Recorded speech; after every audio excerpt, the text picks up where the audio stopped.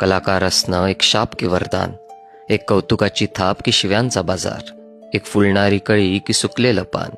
म्हणजे बघा ना, कधी कधी वाटतं कशी असतील ती माणसं ज्यांचं आयुष्य निवांत चाललेलं असतं.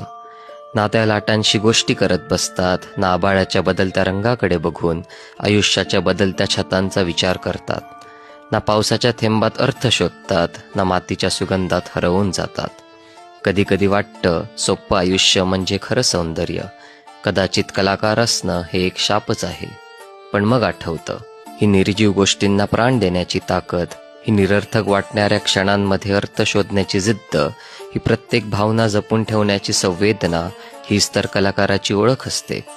समाज गोंधळात असतो, कलाकार त्या गोंधळात सूर शोधतो. समाज धावतो, कलाकार थांबतो. समाज विसरतो, कलाकार लिहून ठेवतो. समाज नजरेआड करतो, कलाकार मात्र त्या नजरेआड गेलेल्या गोष्टींना उजेडात आणतो. समाजाला सुंदर, समाजाला हसवणं, समाजाला त्यांचं स्वतःचं प्रतिबिंब दाखवणं, ही जबाबदारी कलाकाराचीच असते. कदाचित त्याच्यासाठी कलाकार असणं एक शाप असेल, पण समाजासाठी मात्र तो एक वरदान असतो.